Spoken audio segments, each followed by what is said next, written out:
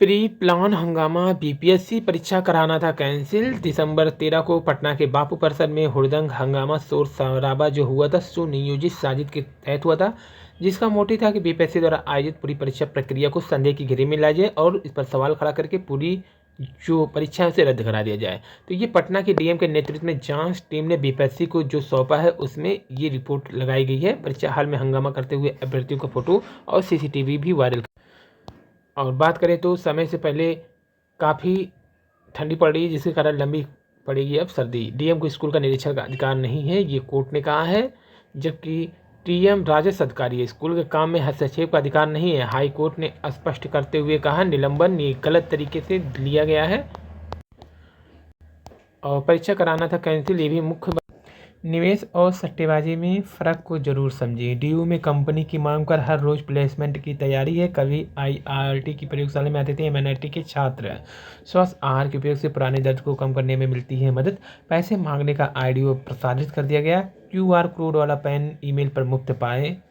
और सीटेट में बेतरतीब ढंग से आए प्रश्न पत्र, अभ्यर्थियों की आफत। तो यहाँ पे प्रश्नों का सेट वो पाने वाले अभ्यर्थी को हुई भारी दिक्कत। पेज संख्या 8 के बाद शुरू हो गया 25 पेज, 40 के बाद 9 नंबर। रविवार को एक पाली में परीक्षा थी। यह परीक्षा सकुशल संपन्न हुई। प्रश्न पत्र के ओर सेट में बेतरतीब ढंग से प्रश्न मिलने की शिकायत नहीं मिली है, ये कहा जा रहा है कोऑर्डिनेट सीबीएसई के द्वारा।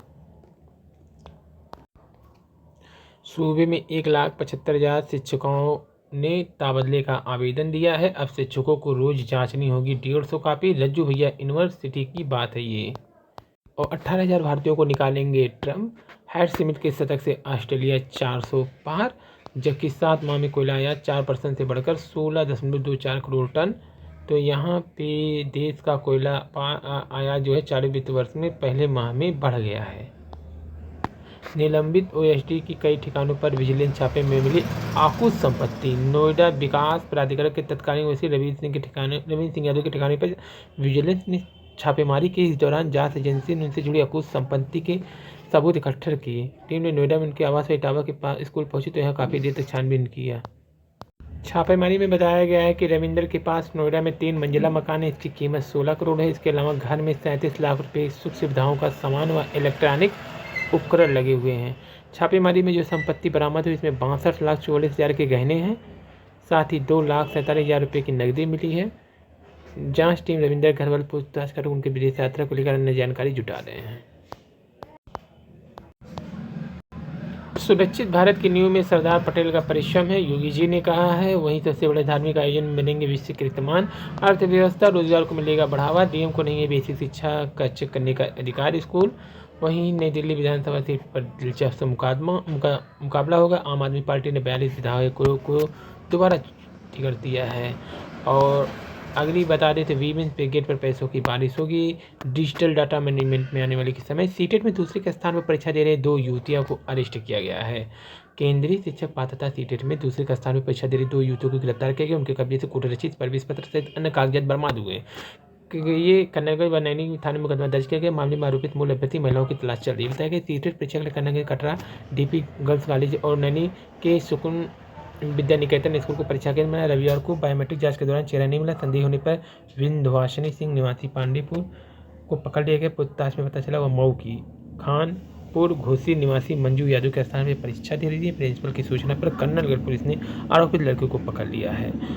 बताते हैं कि पूछताछ में पता चला कि विद्वान ने मंजू से 50,000 रुपये में डील किया था और 10,000 रुपये एडवांस दिए थे। दोनों सलूरी में रहकर प्रतियोगी परीक्षा की तैयारी करते हैं। वहीं शकुन विद्या निकेतन स्कूल से अयोध्या जिले में महाराजगंज के माया बाजार निवासी पूजा गुप्ता को पकड़ा गया। वह चित्रकूट जिले के करवी थाना क्षेत्र निवासी ममता देवी पत्नी सुनील कुमार के स्थान पर परीक्षा दे रही थी। नोएडा के पूर्व ओएसडी की घर छापा, 100 करोड़ की संपत्ति का पता चला है। 16 करोड़ की कोठी, 15 करोड़ का स्कूल, 75 लाख के गहने।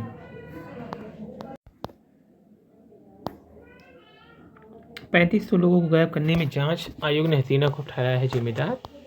जबकि बात करें मेक इन यूपी की शुरुआत पहली बार 5,000 उद्योग के लिए ई मार्केट मिलेगा। पेपर लीक विवाद ने बढ़ाई यूपी के अभ्यर्थियों की चिंता।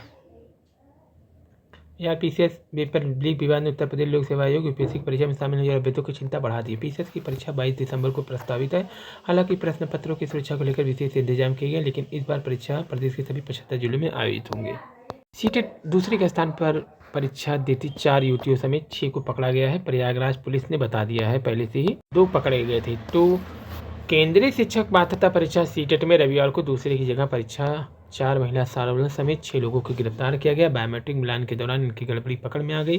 प्रयागराज में कटरा स्थित दीपी गर्ल्स कॉलेज में देवरिया के पांडे वाले, जबकि अन्य की बात करें तो प्रयागराज, सुल्तानपुर, कानपुर और जौनपुर से सार्वर पकड़े गए। बिहार पीसीएस में पेपर लीक विवाद ने बढ़ाई यूपी के अभ्यर्थियों की चिंता। आधार को अपडेट करें। और बेंगलुरु खुदकुशी, अतुल की पत्नी, सास और साला गिरफ्तार हो चुकी हैं।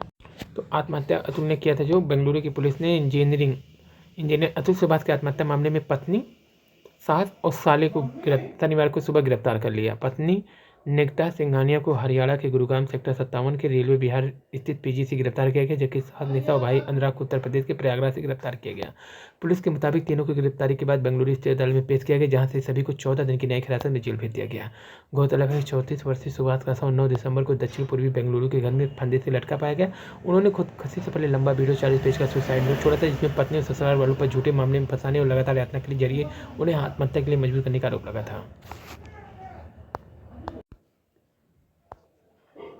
चिंताजनक, तबला वादक उस्ताद जाकिर हुसैन की हालत गंभीर। 5 ग्रैमी पुरस्कार जीते तबला वादक जाकिर हुसैन ने अपने करियर में 5 ग्रैमी पुरस्कार प्राप्त किए। इनमें से 3 साल की शुरुआत में 66वें ग्रैमी पुरस्कार में मिले थे।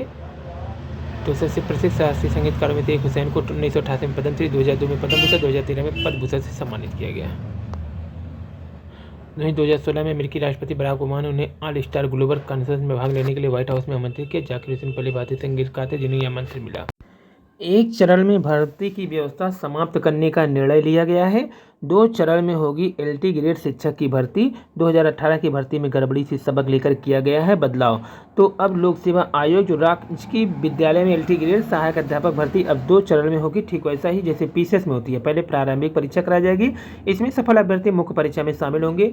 आपको बता दें कि भर्ती परीक्षाओं में पारदर्शिता लाने के उद्देश्य से लोक सेवा आयोग ने एक चरण में भर्ती की व्यवस्था समाप्त करने का निर्णय लिया है। माध्यमिक शिक्षा विभाग से आयोग को सहायक अध्यापक के 5000 से अधिक रिक्त पदों की सूचनाएं मिली थी, जो अब बढ़ करके 10,000 हो गया। कुछ विषय में अर्हता को लेकर के स्थिति स्पष्ट न होने के लिए विज्ञापन जो नहीं जारी हो रहा था, अब अर्हता भी स्पष्ट हो गई है। आपको बता दें 29 जुलाई 2018 को लिखित परीक्षा में गड़बड़ी और पेपर लीक के बाद से आयोग अंजू लता कटियार गिरफ्तार हो गई थी, जो परीक्षा नियंत्रक थी। तो इसके बाद से अब आयोग का मकसद है कि किसी भी हाल में अब परीक्षा में गड़बड़ी ना हो। और अब स्कूलों में 9000 से अधिक पद जो खाली हैं राजकीय विद्यालय में, यहाँ पे उसकी वैकेंसी जल्द ही आने वाली है। तो स्कूलों में 9000 से अधिक पद हैं खाली। प्रयागराज प्रदेश के 2332 राजकीय विद्यालय में शिक्षकों के कुल 9882 पद खाली हैं। स्कूलों में प्रवक्ता के कुल 4700, सहायक अध्यापक के 19300, कुल 24000 पद स्वीकृत हैं। इनमें से 2717 प्रवक्ता के, जबकि 12294 सहायक अध्यापक कार्यरत हैं। प्रवक्ता के 1986 और सहायक अध्यापक के कुल 7006, कुल यानी 9882 पद रिक्त हैं। तो यहाँ पे कुल कितने पद रिक्त हैं? 9882। अब इसी की वैकेंसी निकालने के लिए लोक सेवा आयोग तत्पर है। ये भी आपको बता दें कि एलटी ग्रेड शिक्षक की नई भर्ती में शामिल नहीं होंगे पुराने रिक्त पद।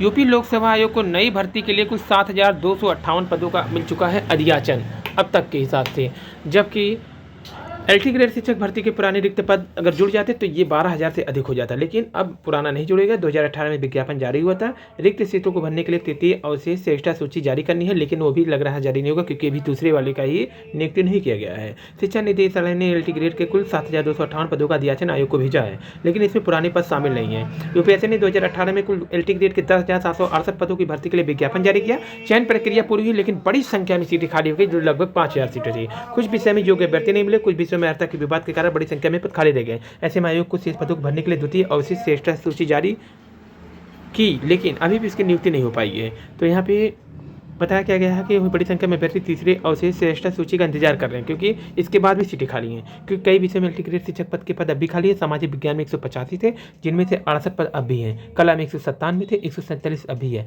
हिंदी में 255 थे, अंग्रेजी में 39 और जीव विज्ञान में 19 पद अभी रिक्त पड़े हैं, यानी कि 255 पद तो हिंदी में ही हैं। अभ्यर्थियों के इन पदों पर भर्ती के लिए तीसरी सूची का इंतजार है, जिसके लिए आयोग ने कई बार धरना प्रदर्शन हो चुका है, ज्ञापन भी दिया गया है, लेकिन कुछ भी सुनवाई अभी नहीं हो पाई है। प्रतियोगी छात्र के अध्यक्ष विकी खान का कहना है कि निदेशालय ने आयोग को जिन 7,258 पद का अधियाचन भेजा है उनमें विज्ञापन संख्या वर्ष 2018 की रिक्त रह गए पद शामिल नहीं है। ऐसे में नई भर्ती में पुराने पद को शामिल किए जाने की अब कोई गुंजाइश नहीं है। तो अगर वो चाहें तो 33 अवशेष श्रेष्ठता सूची शीघ्र जारी कर दें, जिससे चयनित अभ्यर्थी नई भर्ती में दावेदारी नहीं करेंगे। इससे नए छात्रों को अवसर मिलेगा और वे भर्ती में शामिल हो जाएंगे आसानी से।